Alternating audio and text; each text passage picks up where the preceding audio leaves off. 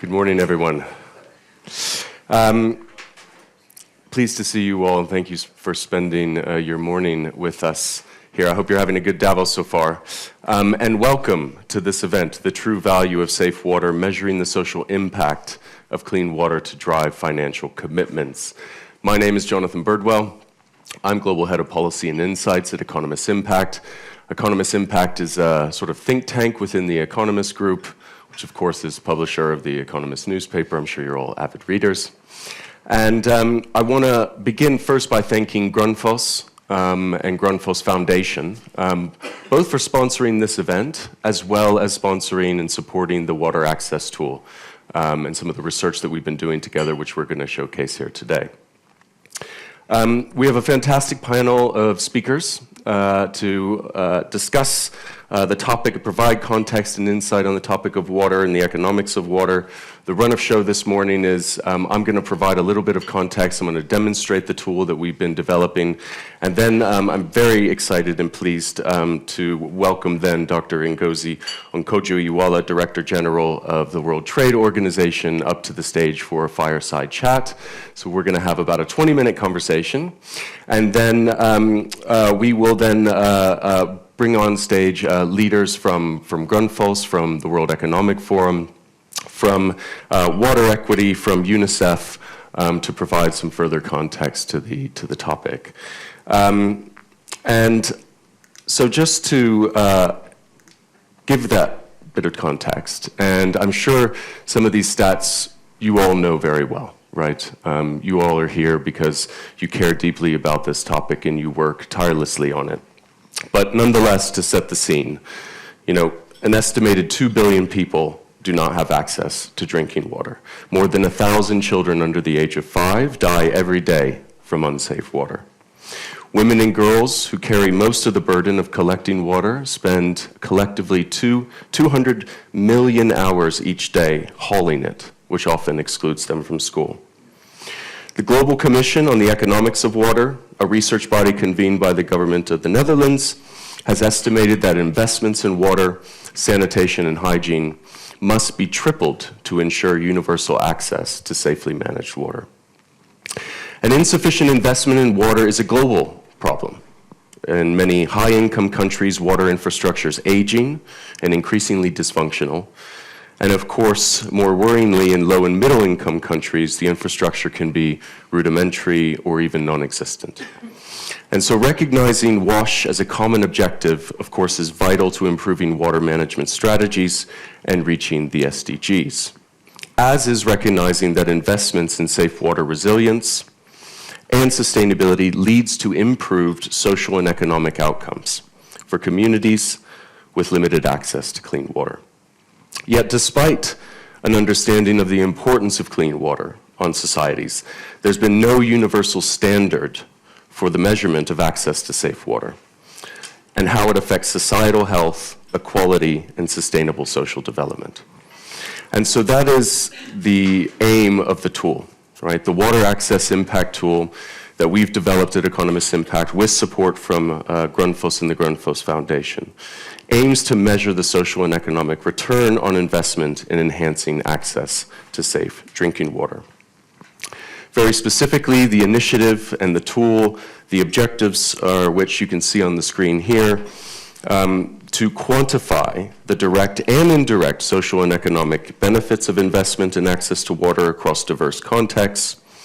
We first focus on drinking water to provide robust attributable estimates with the view of assessing other applications in future iterations. And it builds on, importantly, on the work on the Joint Monitoring Program and complements frameworks like WASH for Work. In terms of the tool users and applications, the tool we envisage could be used for advocacy and decision-making. Corporates, investors, and NGOs can use it to advocate for investments, to explore risks, and make strategic decisions. The tool may also be used for a bespoke program development. Practitioners, solution providers, and researchers, we hope, can use the tool to explore potential intervention costs and benefits for programming and reporting. Now, to set the scene for the demonstration, we're going to play a video, not quite yet, but in 1 second, to explore a case study, to demonstrate how the tool works. And so imagine a water solution provider in Africa is interested in building interventions in rural Ethiopia with the aim of providing at least basic access to water. So imagine its leadership team is keen to understand how much they would need to invest and how the lives of those who benefited would be improved through the intervention. So if you can play the video. So it's just going to play behind me as I talk through it. We will be launching the video in May. We'll plan to do a big launch around it. But if you remember that, so that case study, right? Water solution provider in Ethiopia. 2 seconds. It always happens, doesn't it? So essentially, you can go in, you can select the country that you want to explore. You can then select whether there's an urban or rural context. The user's then asked to answer a series of questions to determine the level of access that the intervention is going to provide, whether it's basic or safely managed. Questions like whether the water comes from an improved source, where the user of the intervention will access water from, the frequency of the water supply, the target water collection time, and whether the water at the point of use is expected to be free of contamination. So you can see this is the tool. And as I say, you click on it, it will bring up a whole series of countries. We validated this with experts and with specific focus on a few of these countries to validate the tool. But you can see you can order and sort by population access. And here we're going to select Ethiopia. You then can select whether you're interested in investing in a rural or urban context. Then I mentioned the 5 questions to determine that level of access that the intervention can provide with explanation around it. Then next, the user identifies the capacity of the intervention, whether the sort of yield levels they want low, moderate, or high. And then once that basic context has been established, the user is presented with 3 variables and asked to select the one that they would like to influence, and that could be the volume of the water that can be delivered, the number of people who could be served, or the total investment required.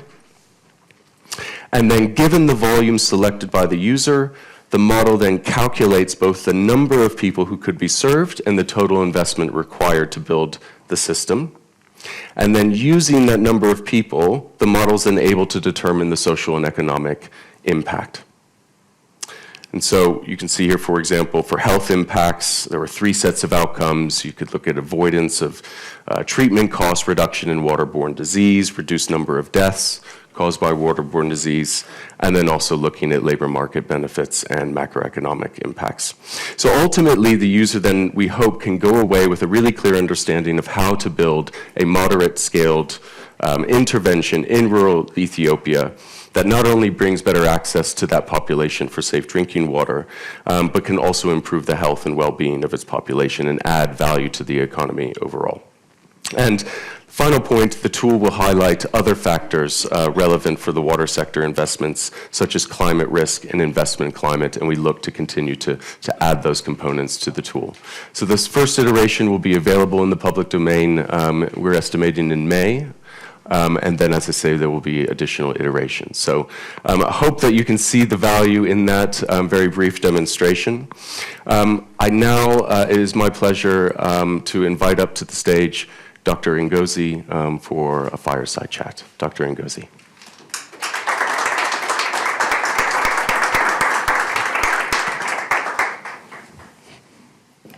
Yeah. Dr. Ngozi. Hi, good morning. How are you? Having a good Davos? It's busy.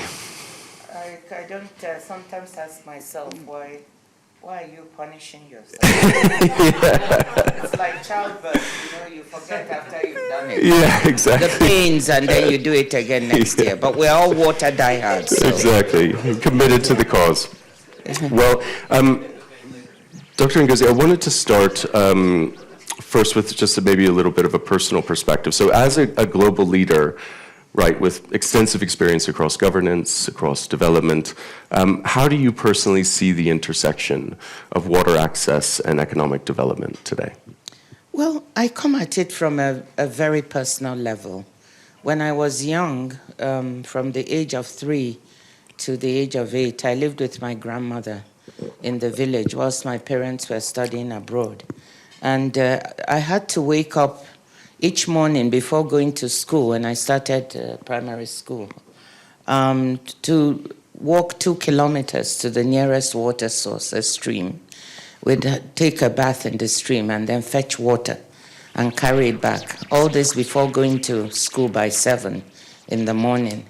And so this is what I did. And then during the Nigeria-Biafra War, the Nigeria Civil War, 1967 to 70, it was even worse. We ran from place to place and lived. One of the places we hid, the water source was about 5 kilometers away. And it was a trickle that was serving this community. So we had to queue and wait even after walking that long. So for me, water is not really a theoretical water access, clean water. It's a very practical, personal, and existential problem. So that's the way I come at it. You know, the thing is, and now we have a crisis. Right. And it's a crisis that is not being talked about as much as it should be, because we take water so much for granted. We've mismanaged the hydrological cycle. This is one of the things in our water commission we established. And if we don't manage water better as a global common good, then we'll be in serious trouble, especially with climate change. So as a global leader, I think we don't talk about it enough, we don't acknowledge, and that's why I participated in the commission and why this tool you just put up is fantastic, fascinating. So you were, yes, a chair with the Global Commission on the Economics of Water. Co-chair. And which has, as you said, has called for a sort of rethinking of water and the hydrological cycle as a global common good.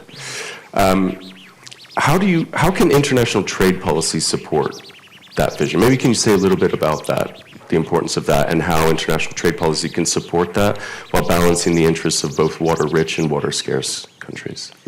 Yeah, so let me step back before we talk about trade policy first to say that the basic premise of one of the things about rethinking the economics of waters, you think, why have we mismanaged water so much and upset the hydrological cycle? Why have we not been able, Johan Rockström, one of my co-chairs, has done amazing work and with his group on science of green and blue water. Why have we not managed it? And part of that is that we have not valued water appropriately. And people are afraid to talk about water pricing because, it brings, such bad vibes, But as an economist, it is very clear that if we don't begin to value water properly, to find ways to price it properly, and it's both a local and a global good, and manage it as a global common good, we will not be able to make changes. So if we value water appropriately and price it appropriately, it leads to 3 things. One is more efficient use of water. The 3 is more efficient use. It leads to more equity of access, because to guarantee more access to people, you've got to have more water. And to have more water, you've got to value it properly. And environmental sustainability. Those are the 3 things we're trying to search for. And when you price water, you can use well-targeted subsidies to make sure that those who don't have the proper income will have access. So it's not price water and poor people who can't afford it won't have access. No, we have about $300 million of distortionary subsidies in the water sector. Why are we doing that?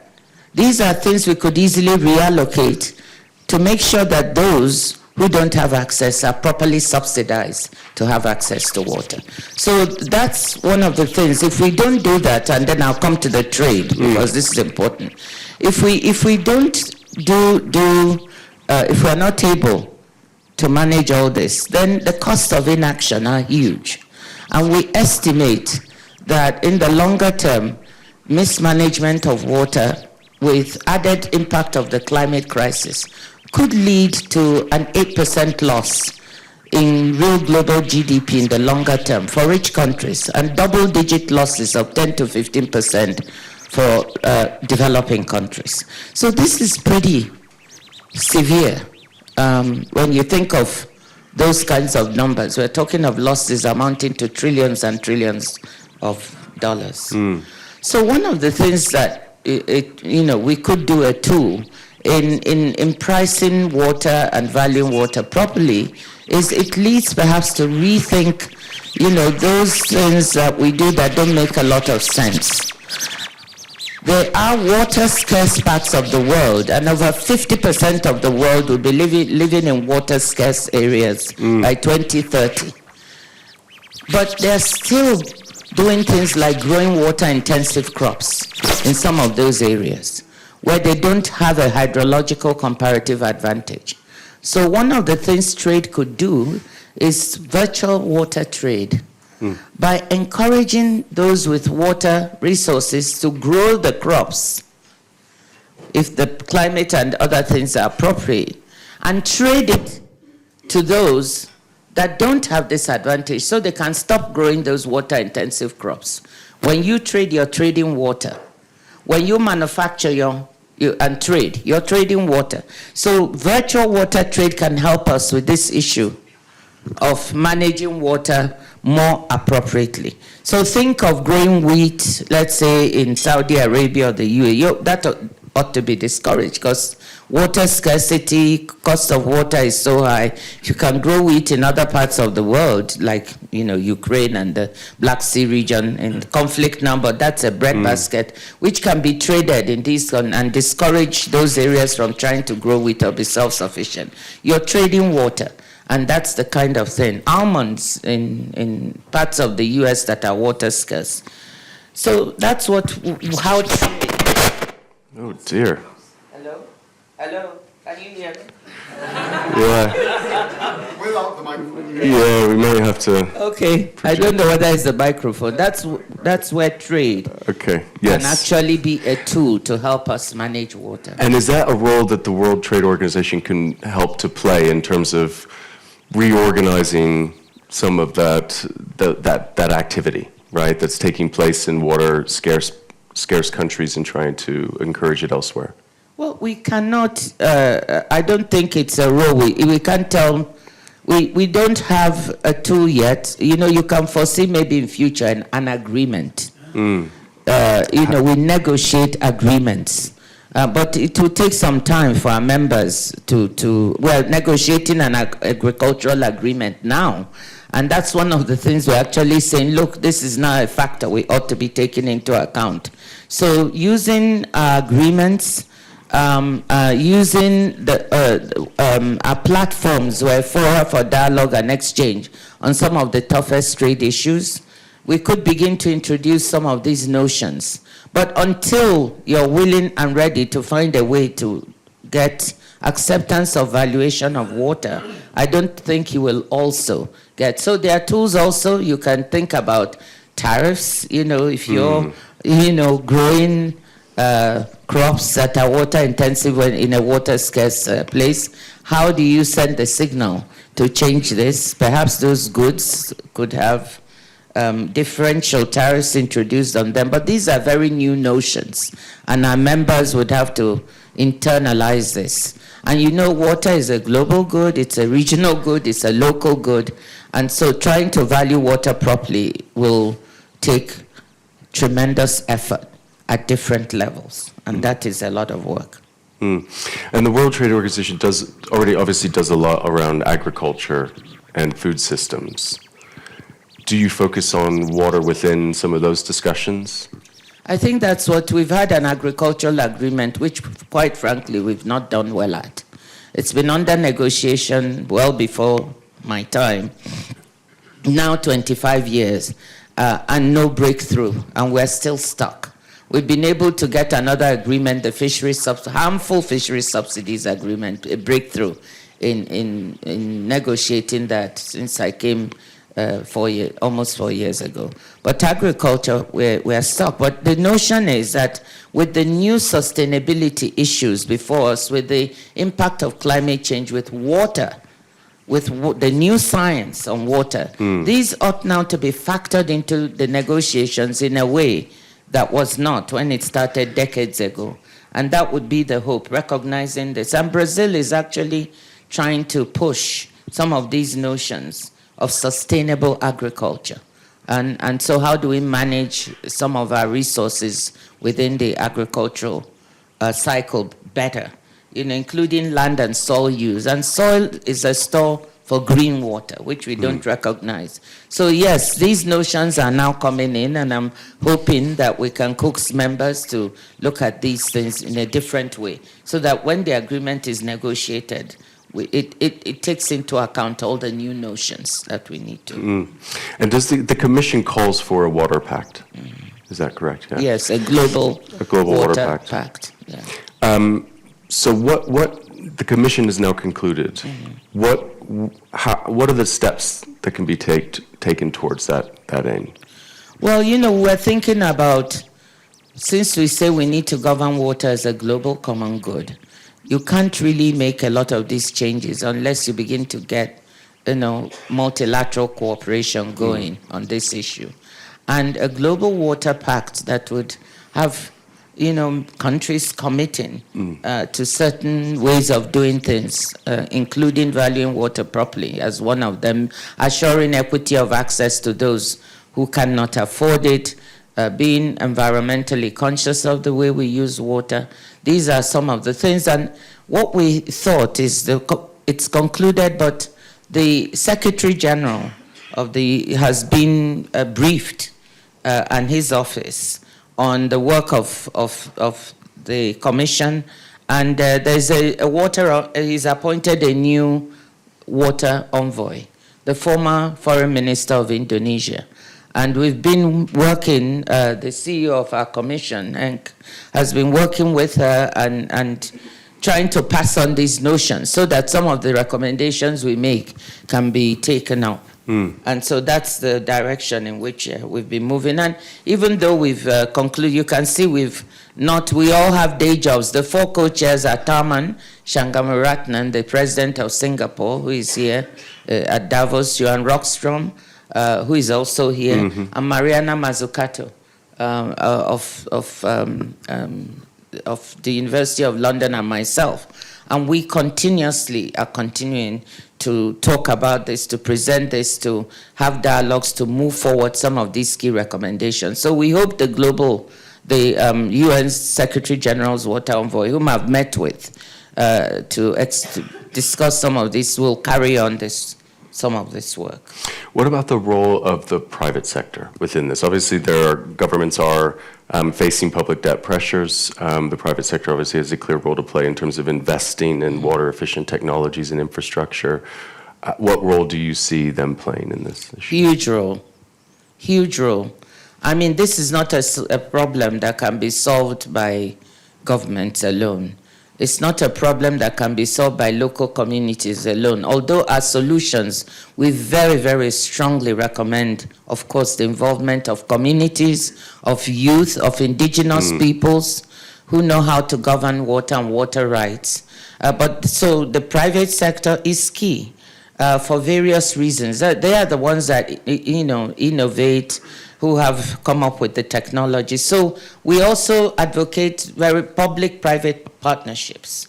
And Mariana Mazzucato's work in trying to shape markets, for water and so on. Let's not wait till the damage is done. Let government work with the private sector to also see what kinds of incentives or mechanisms can be introduced. But most of all, the private sector invests.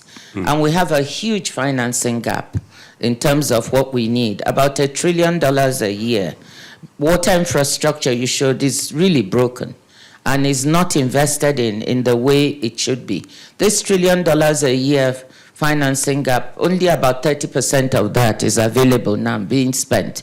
So we're 70% under-financed and under-resourced. We cannot do it without the private sector, and they have to be incentivized to be able to do that. But so private sector, the multilateral development banks also as a financing mechanism, the DFIs, we need all to come into this equation for investment. But when private sector invests, I think government needs to be very clear on what types of practices. Mariana would almost advocate, will you invest, we support you, we partner with you, but here are certain ways we need to manage things. Don't forget, it's also not agriculture only that is using water intensively. The new AI, new technology frontiers are leading to the creation of these data centers all over the world, right? And they're water guzzlers. Yeah. And so if we are not careful and we establish these things in water scarce areas, we are creating another problem. Yep. So it's not just focusing on agriculture. I think we should all be very alive to the new data centers that are being built all over the world. They are huge water users because of the energy intensity of these things. So how do you work with the private sector investing in those kinds of things so that they can also invest in proper management of water?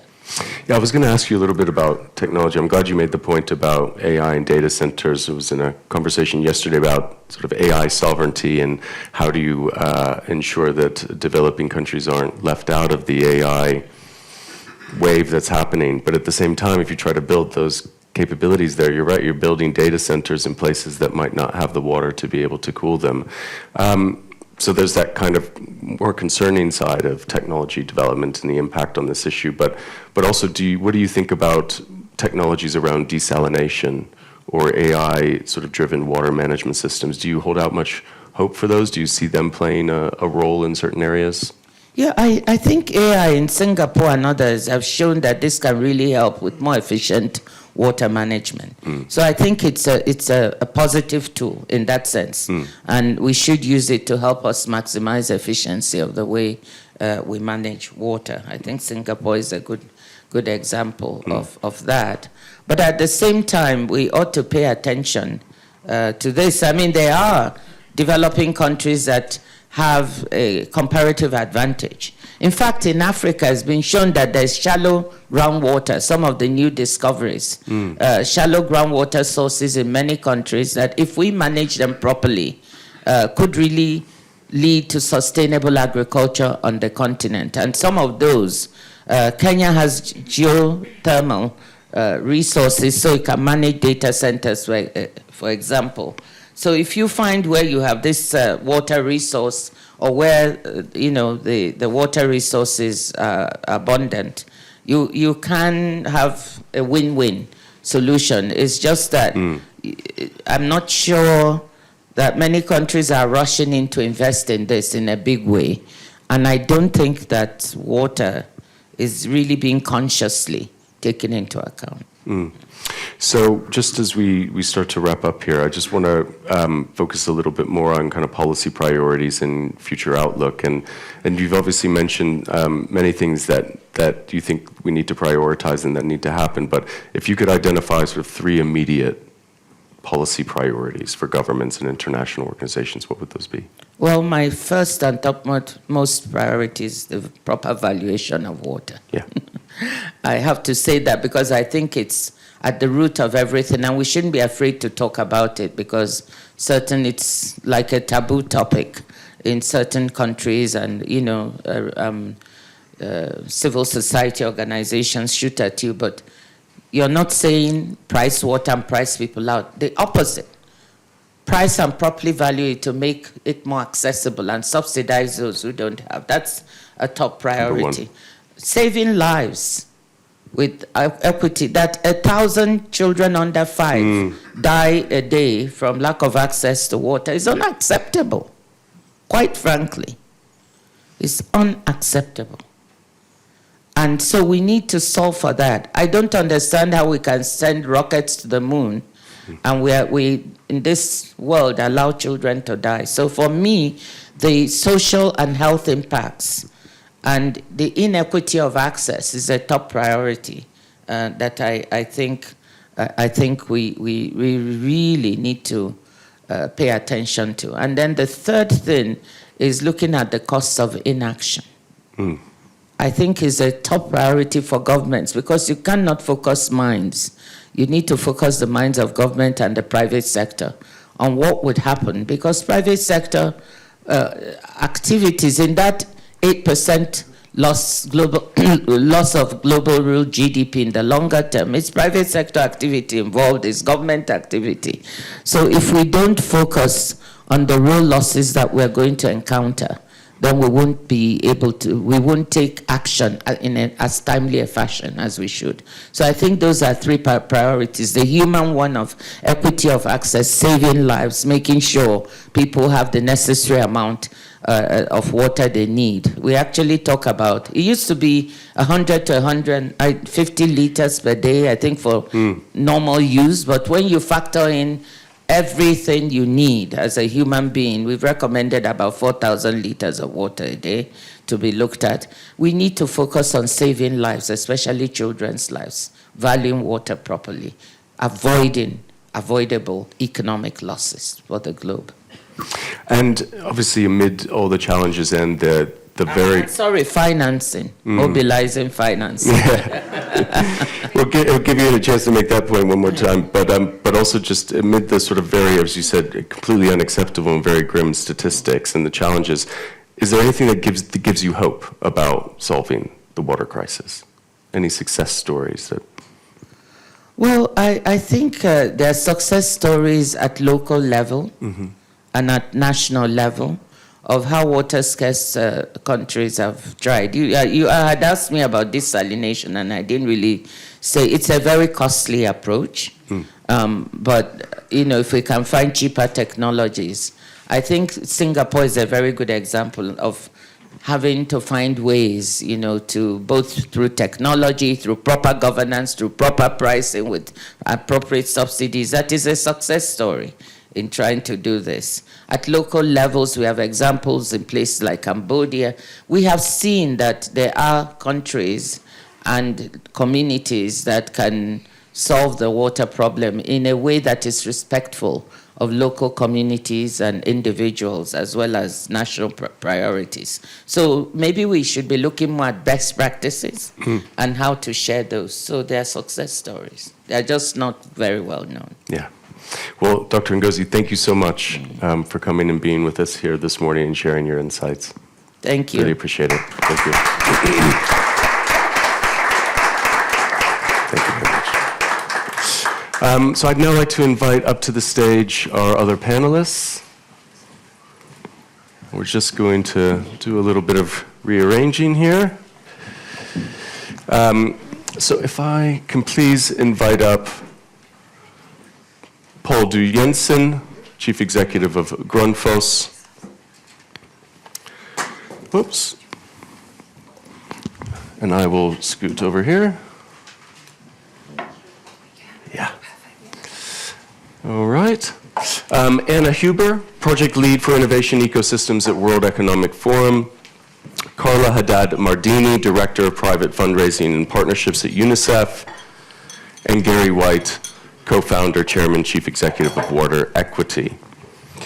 Welcome.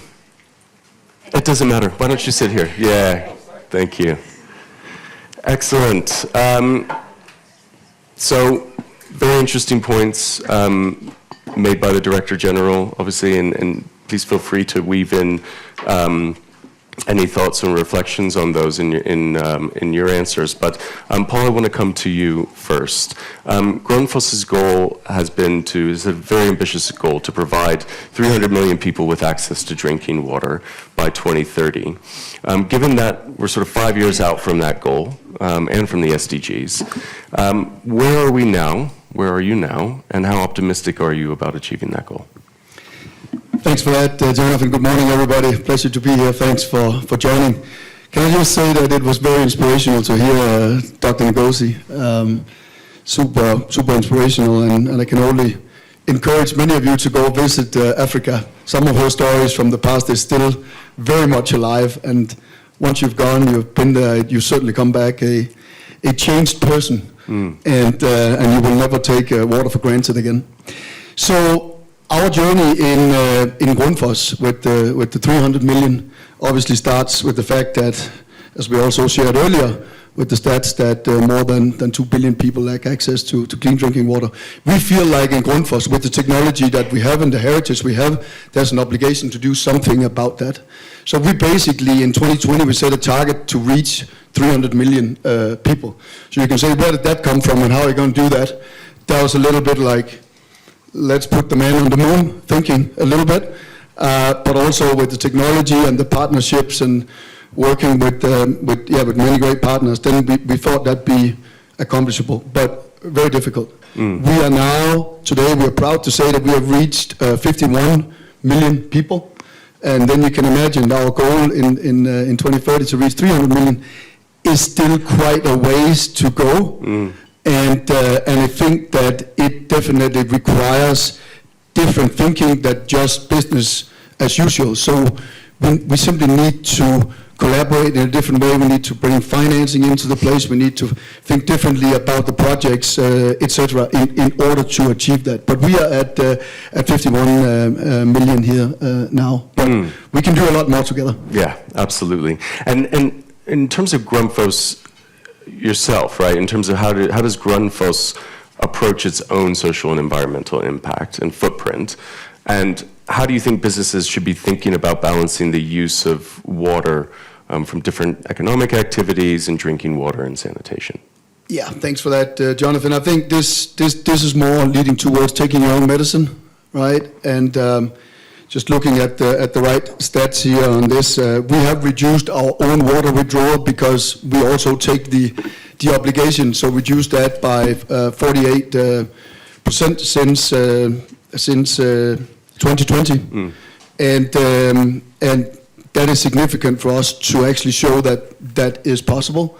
But we're also helping our clients, our customers, our partners save water in their operations of I think 1.6 billion cubic meter of water. So 600,000 Olympic pools of water in savings last year. So yes, we are doing a lot, and I think that it is important that when you look at it, that water being, of course, a human right, which we also heard earlier from Dr. Ngozi, then I think it should be prioritized above economic activities.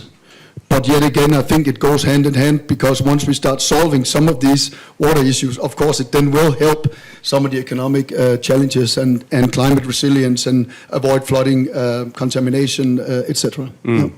And Carla, I want to come to you. Obviously, UNICEF is at the front line, right, of the communities that are suffering from lack of access, but especially children and women. But how do those groups, from your perspective, obviously we're trying to quantify the impact of providing access to that use. What are the benefits from your perspective in UNICEF of providing that access? So it was fascinating to hear Dr. Ngozi say that it's unacceptable to see children die because of lack of access to safe water and drinking water. It really strikes me every time. I don't know how you feel about it, but in the morning, and I'll just start with that, having grown up in Lebanon and having known during the war what it means not to have access, wasn't so much to shower, but to have access to clean drinking water at times of difficulty. I still remember, I was a child, I still remember today, every time I shower, it's like I can open the tap and the water comes out. It's just something we take for granted. Yeah. Even if you've lived it, you forget it, and I remind myself.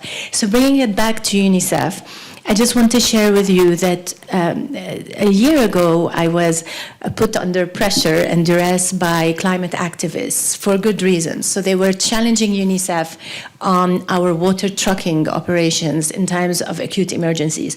So we all know when you have a big emergency, you have to take everything into account, but access to water becomes the top priority, so you use water trucking, which is extremely expensive. Not great for the environment, but no other choice. They need to have access to water to provide drinking water, to make sure there are no diseases, waterborne diseases developing.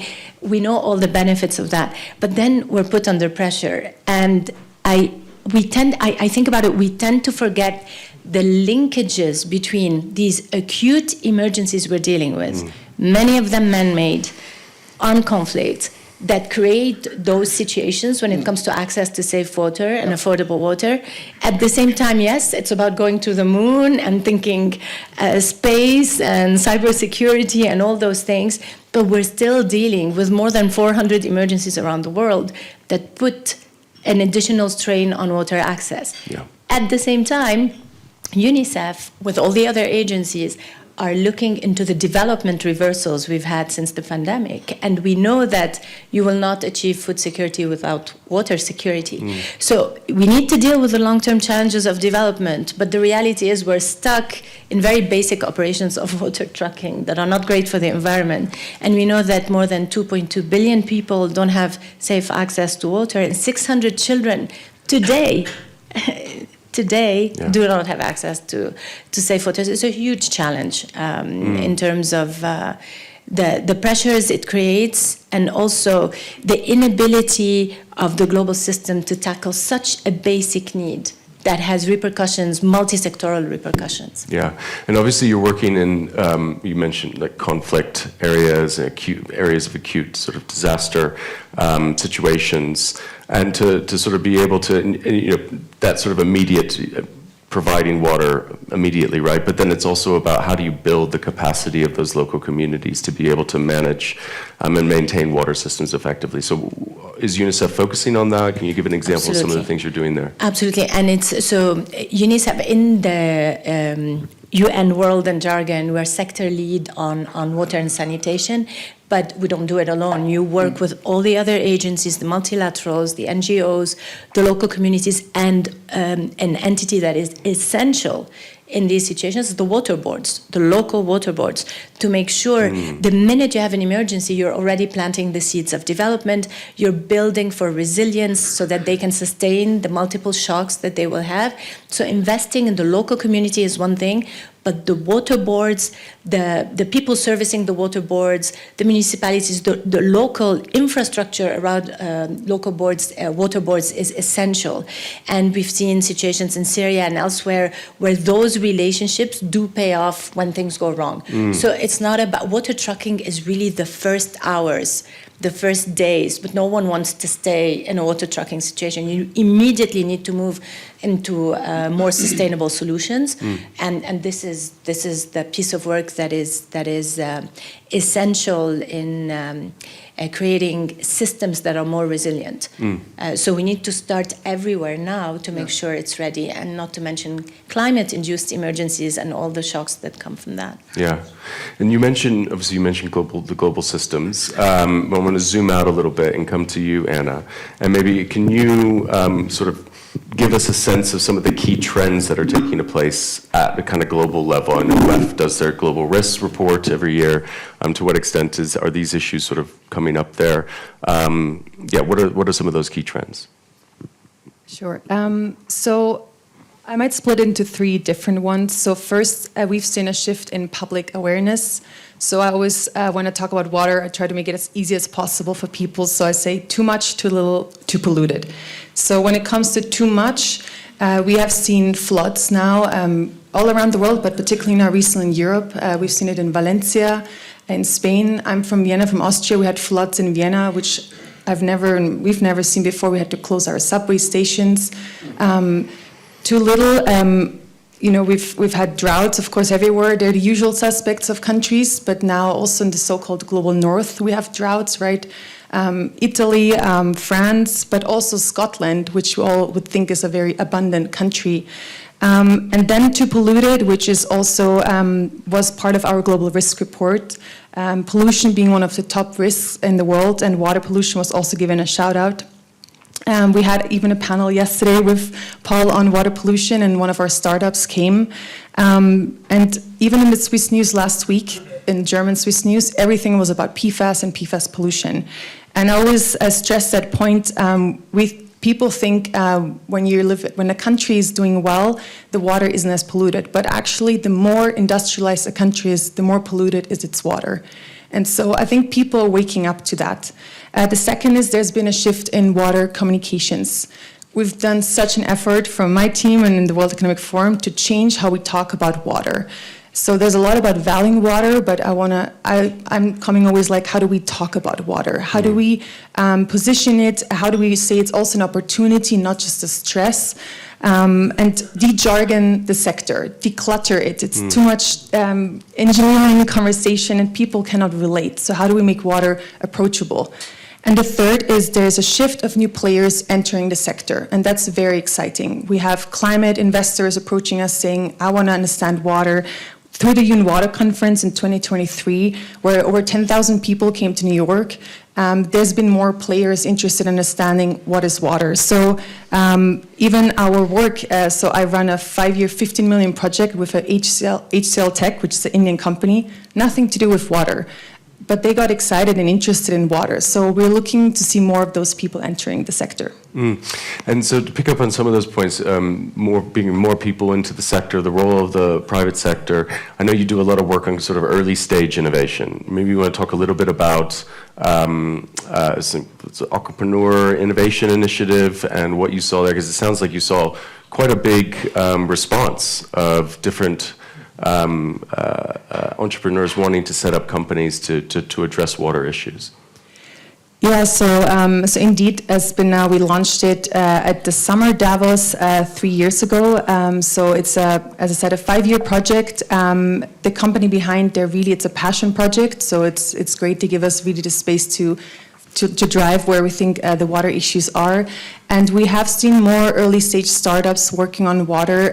What is great, so when we approach we run challenges to source those startups, but then we also build out an ecosystem around them. So to de-jargon this means we build partnerships, we work with investors, corporates, public sector, other accelerators, so we don't teach others accelerate, but accelerator programs, policymakers, because water, it always takes a whole community to, nobody can solve water alone, so we need to all come on a table together. And it's been exciting. We had, as I said, somebody yesterday talking about PFAS. I think she just left the room. We had water reuse. There's been more interest in people being open to reusing water, decentralized systems. So lots of different startups entering the room, and also very new partnerships forming between those startups and non-usual water players. And so, Gary, I want to bring you in at this point, because you do a lot of work on social impact investing. And I wonder if maybe you can just talk a little bit about the journey of water equity, right? Coming out of water.org. What makes your model unique in terms of impact-focused funds? What's the role of and importance of blended finance, and how do you use that? Sure. Excuse me. I think to start with the problem, let's start with some water.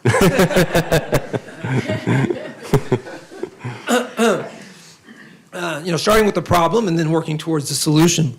I was part of the Global Agenda Council of WEF a few years ago. And one of the things that we set our mind to was trying to understand what was the cost of not having access to universal access to water. And what we focused in on are what are the coping costs that the world faces because we don't have access to water and sanitation. What's the time spent walking to collect water? What's people overpaying water for water vendors? Health impacts, opportunity cost. It's about $300 billion a year, if my memory serves me correctly.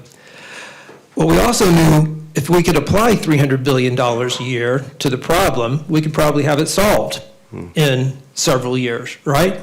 It's about rearranging the macro numbers and the cost and aligning them properly. So in a sense, I think the problem contains its own solution if we can come about it with a different framework.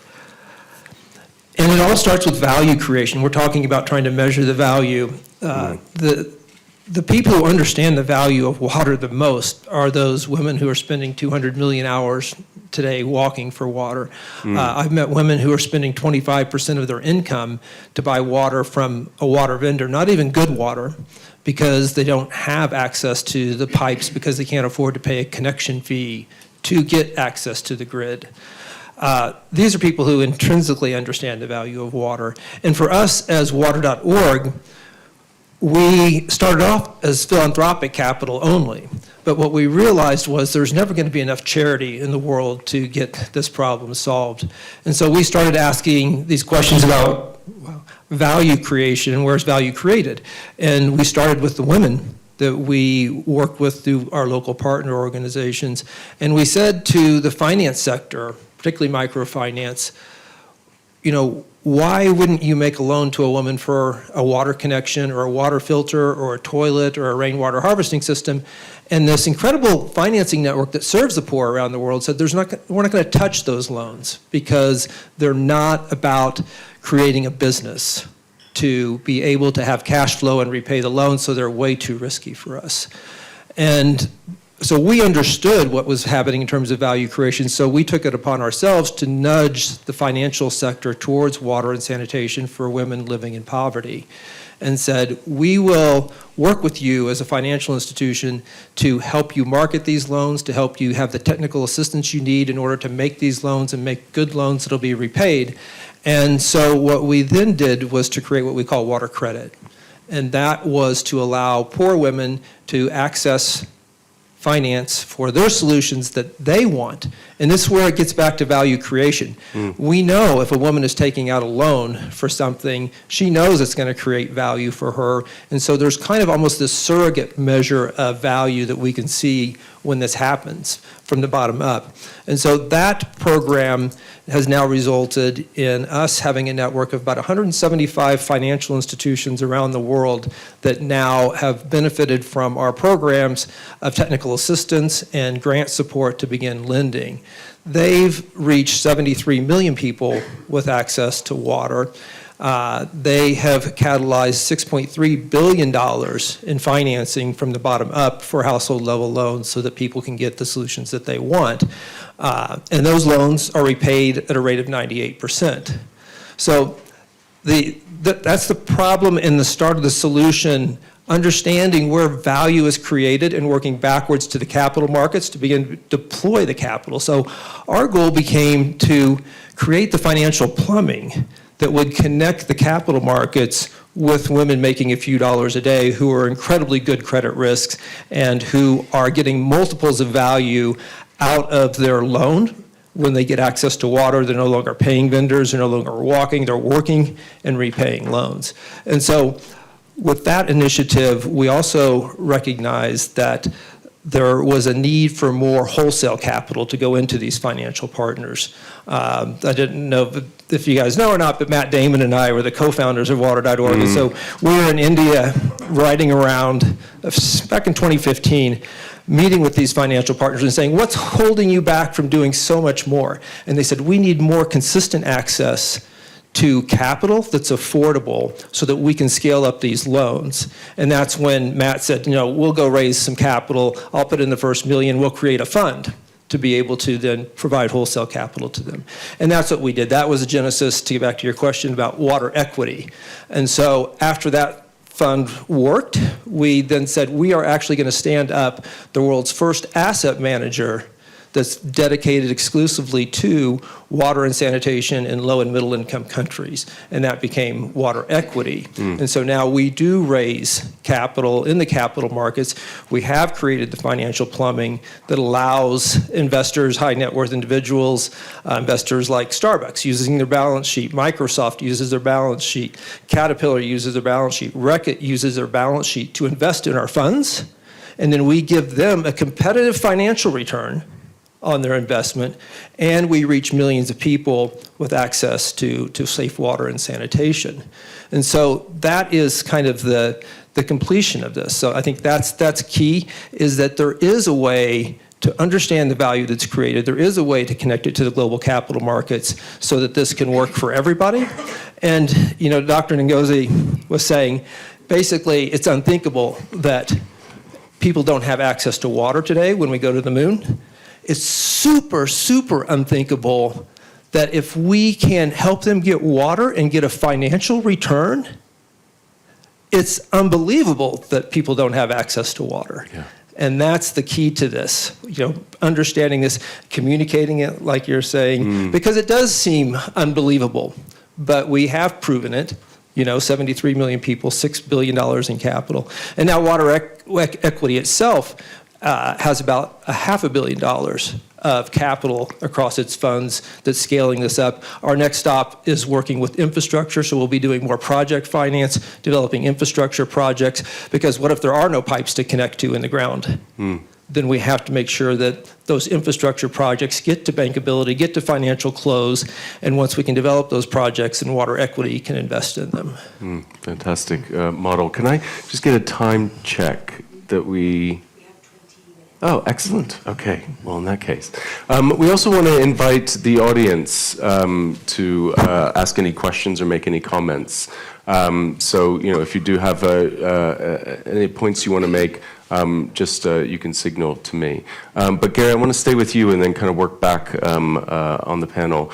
It's a really fantastic model. Obviously, water equity is really doing amazing things. Can you talk a little bit about the measurement side of things, around how do you measure the social benefits that come out of your investments and models alongside those risk-adjusted financial returns?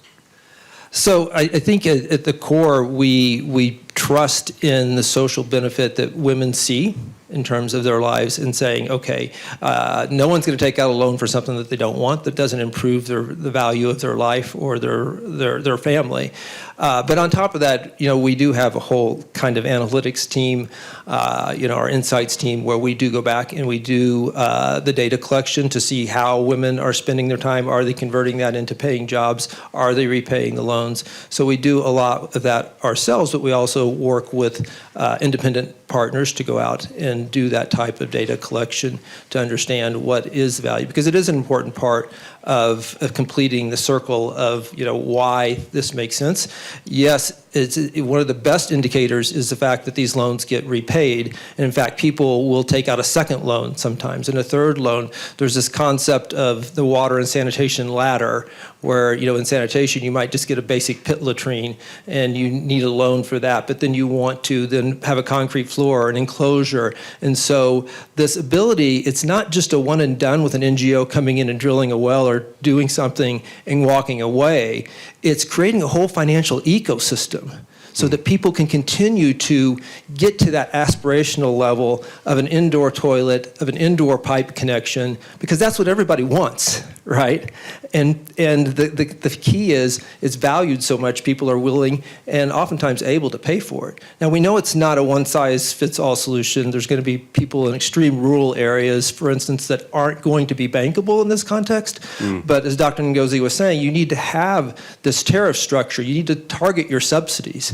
If hundreds of millions of people could get access through an affordable loan, that frees up so much more government subsidy and capital to go to the last mile to reach those who might not be bankable. And to what extent do you, so the sort of microfinance and credit systems, do you also look at funding early stage innovation, early stage startups? Yeah, so we just are in the midst of raising a $200 million fund with water equity, and that has two prongs.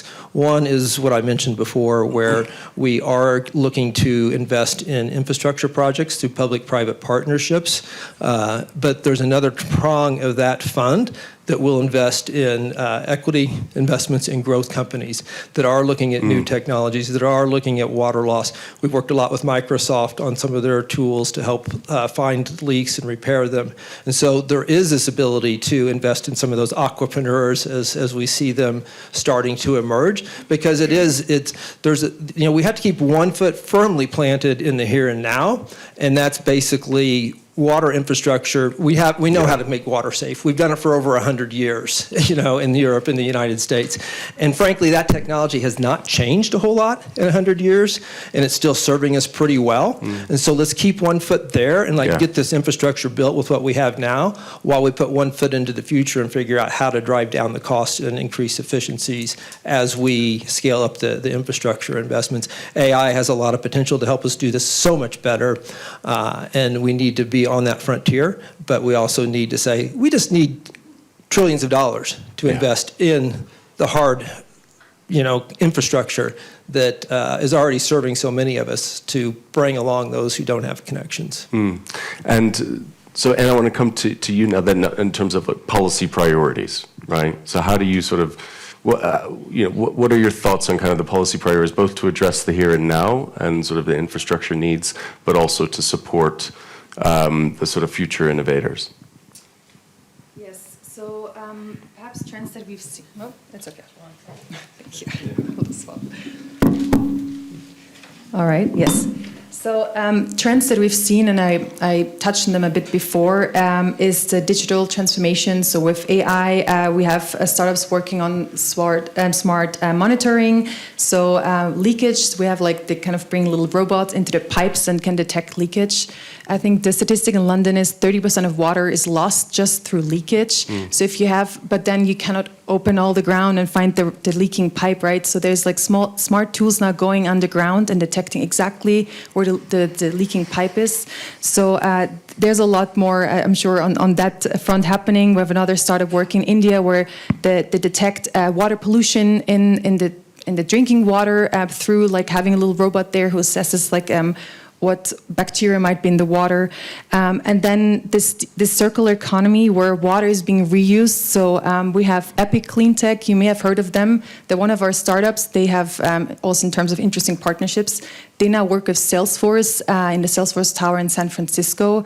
Again, not a usual water partner. And they have installed the water reuse plant in the company building. So now 95% of all the water is being reused in a building. So there's more and more of this decentralizing water reuse, just plugging into a building, could be this hotel, right? How do we reuse all the water that, I always say in Austria and Switzerland, the water that is in the toilet could be drunk because it's so clean. So we're not using water well. This water should be reused water. It should be water that was in a dishwasher, in the shower, that then is used and not fresh drinking water. And also decentralized systems. So usually water is centralized, it's government run. Could it be decentralized where we have water treatment plants in smaller rural areas that then kind of, that innovation is also happening. And then shifts we hope to see is more policy alignment. As mentioned before, of agriculture, we need to align water, climate, agriculture, energy much stronger. The second is create market demand. As I'm having my startup hat on today, they will only thrive if there is market demand. So if there is policies that, for example, demand the producers to have cleaner water, there will be the demand to them for them to partner up and break through their. It also gives the companies and the corporates who work with an excuse to say, well, now we need to change how we've worked before. But for that, we need that policy. And third, yes, if we can support startups, if we have tax reduction, if we incentivize piloting, it's very expensive for pilots, for startups to pilot. So if we have some financial support there, it could go a very long way. And so, Carla, coming to you, and sort of, I guess, two questions. One is on policy priorities, and if there's anything, obviously UNICEF's like doing amazing work to solve immediate challenges, right? But are you doing anything on the sort of policy level as well to address these issues? And what, from your vantage point in an international organization, would you say the role of the private sector is? So the private sector is key, as mentioned by everyone here. It's I think that the difficulty is to bring things to scale. And if you look at the reality of the way we operate in general, it's in verticals in general. So you look at climate, emergency situation, development situation, nutrition, health, and all our systems are vertical systems. And so outsmarting the verticals in a sectoral environment is complex. And we've seen, just take a simple example, dropout of young girls from schools, very often related to lack of access to safe water, access to water in school for hygiene and menstruation management, leads to a dropout in schools, leads to early marriage, leads to XYZ. They're all interconnected, yet our systems are vertical. So I would say that from a policy perspective is how do you break the verticals?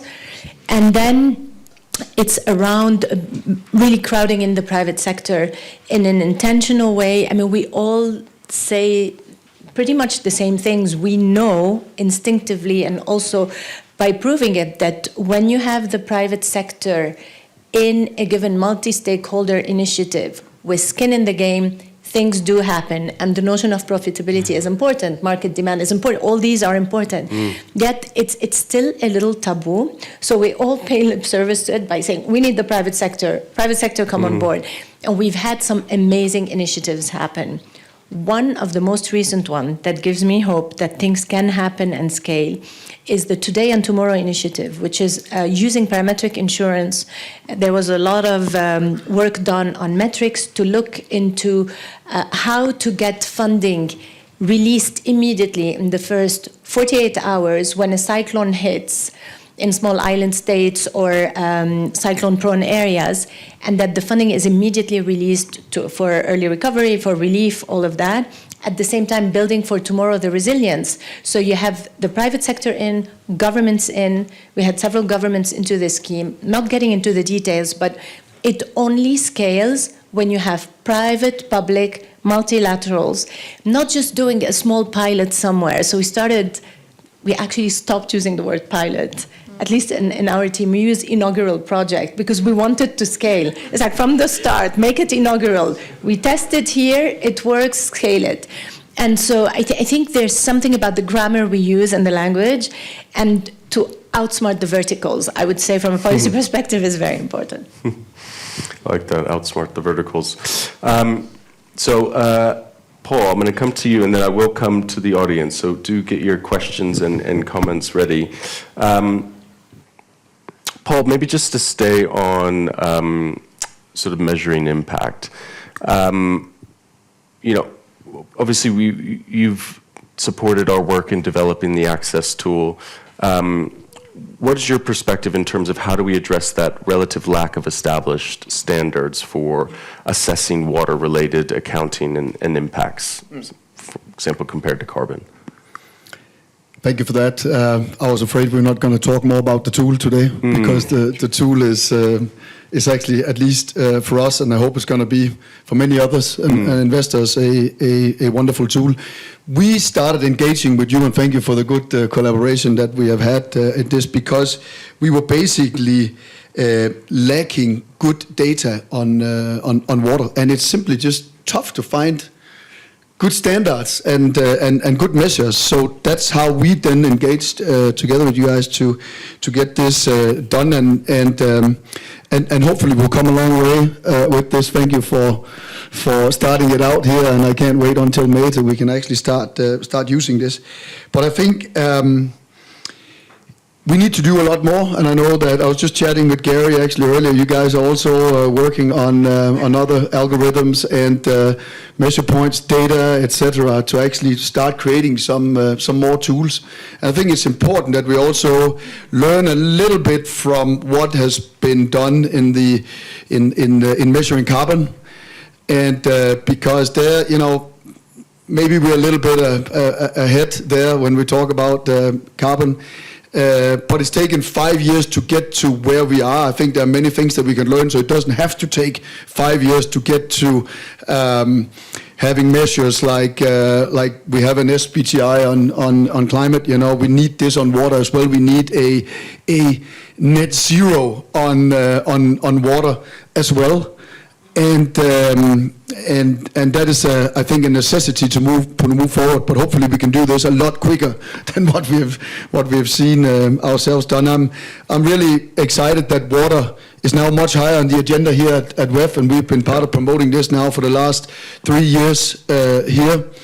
So thank you for everybody that's engaged with that. And then there is a lot of talking, honestly. So impact, making a difference is what it's all about. Yesterday I had some really great collaboration with some other CEOs from private companies, and we have decided now, basically based on what is going to happen at the UN Water in 26, we're going to do now some startups and really start to get some small impacts, small measures, starting up, getting maybe the same vocabulary around water. I think that is important. We all are we really talking about the same thing when we are using these words for what? And because else, how can we get a standard, and one standard to understand and to measure? I think is going to be crucial. So we're going to start this work out some private companies here and together with WEF, and then maybe by the end of the week come out with a manifesto on what we actually want to try to achieve, and then that could lead up to even more work and stronger collaboration and stronger impact at the UN water in 26. Well, you sort of anticipated my last question to everyone, which was going to be, what is the sort of key outcome that you hope to emerge from Davos? But before we do that, let's see if anyone from the audience has any questions or comments. Any brave souls out there? I know it's early. Yes, the gentleman up front. We've got a mic coming. Thank you very much. This is Adam Smith-Anthony from Omnia Strategy. Really enjoyed the panel. Thank you very much, everyone. And I hope you'll forgive a really basic question. We heard from Dr. Ngozi this morning about water being a global good, a regional good, but also a local good. And we've heard also about the financial returns that can come from this. So I just wondered how the financial value of that's created or recognised from the water is distributed. Is it also to local communities as well as to the people that have invested? How does that play in the fact that it's also a regional and a global good? Thank you very much. Good question. Before we answer that, let's just see if there's anyone else, maybe take a group of questions. One in the back. So I'll probably come to you, Gary, first on that question. Yeah, but let's hear the second question. Morning. Kind of curious why there's been no mention of nano microplastics or PFAS, because that is a major battle that I'm fighting personally in my investment fund. And I've read all kinds of medical studies about the effects on these things, including 100 placentas were tested for nanoplastics, and 100% of them had it and moved into the fetus before the baby was born. And it has ADHD implications, endocrine system implications, and I'm not a doctor, but I just can't believe that this isn't front page news every day. Yeah. Well, it did make the New York Times a few weeks ago. I saw this study in the US that found microplastics in the water supply, but it's a really good point, a topic that we haven't addressed yet. Anyone else, any final question or comment from the audience before we come back to the panel? Gentleman here, and then we'll come to you. Salman Fernando from Remnant Asset Management. Question to Gary. In the context of measuring impact, you talked about you have a number of funds and you advocate in the message to private sector and the public and so forth. How do you measure impact when you channel or when you mobilize these funds as an investor? And not only the return, but we want to make sure what impacts it makes and how do you measure or scale that impact. If you could share some thought, that would be great. Thank you. Part of our whole water equity as an asset manager, we start with the premise that we're focused on low and middle income countries exclusively. And then we have a whole kind of impact framework that we have to adhere to as part of the covenants with our LP investors. And so we look at, what demographic populations are being served, what's the sustainability of that. The most recent fund that we launched is our Water and Climate Resilience Fund, making sure that infrastructure that we do work with local developers to develop and fund will be sustainable in the face of climate change. And I think that's what we're building into basically the agreements we have with investors, that we're going to deliver those social impact metrics that go along with this, which makes us unique in the market, right? Most asset managers will say, are you going to bill enough for the water, and is it going to be cash flow positive, and then we're in. And so that's what distinguishes us. With respect to, where's the value being driven, distributed, I think that's key for us. Right now, all of us travel, sometimes to poor countries, low-income countries. You check into a hotel, you turn on the water's there. You go to your local office, and the water's coming out there. But you look out your hotel window across the fence, and you see people walking to get water or paying water vendors. So the infrastructure that is there doesn't necessarily serve the lowest populations right now. And that's what we see as kind of the equality aspect of this. Let's help people get access to the loan so that they can pay a connection fee to the utility and get connected. And they become paying customers, which also enhances the financial base of the utility itself. And then with respect to PFAS, this is a huge, I haven't seen any water issue catapult to the headlines as much as PFAS has in the past year. And it's obviously a huge problem and it needs to be addressed. It's going to take trillions of dollars to do it, and so we need to work on that. But I'm talking about people who might be walking to get water from a water hole where it literally, I saw some kids collecting these old water bottles and filling it from a well where they were bringing it to school. It looks like chocolate milk. This water is so contaminated. They're not thinking PFAS. They're thinking like, am I going to die tomorrow? Yeah. And I think we have to keep this into perspective. We need to tackle, it can be a yes and, but we're talking about basic solutions, again, that we solved over 100 years ago. Imagine if we found a cure for cancer, and 100 years from now, there were still thousands of kids dying from cancer. That's what we have that we're facing right now. We have solutions that are actionable now. I mean, that's the key. What we're saying is we have funds that people can invest in, and we also need more deal flow so folks can bring us deal opportunities. Where is the investment needed? Pitch us so that we can get these funds out and have that impact. Maybe just to quickly stay with, okay, sorry, Anna, go ahead. Yeah. I just would like to add on the yes, water pollution. Yes. So, as mentioned, we actually ran a session yesterday on water pollution together with Paul. He was there too. Our startup we brought up was from startup tackling PFAS. And she was saying there is this issue of we cannot, the EU is trying right now to ban PFAS by 2026. Of course, now there's a lot of lobbying against this. And she was saying she sees it's unlikely that we will ban PFAS, but we need to work of how do we extract it from the water. I think the issue with water pollution is it's an issue of the global north. So we need to accept that we have also water issues, and it's not only an issue of people who don't have water access. And as long as we don't have this humbleness of looking at the map where you see Europe and China and US like deep red, we are polluted. They are not as polluted as like we are in the global north. This humbleness of accepting we have this issue now here today. Before that, PFAS will not, will not make as much news as it should. Any other comments on, okay. So just to wrap up, because I know we have another event coming in after, and they will be very angry if we don't wrap up on time.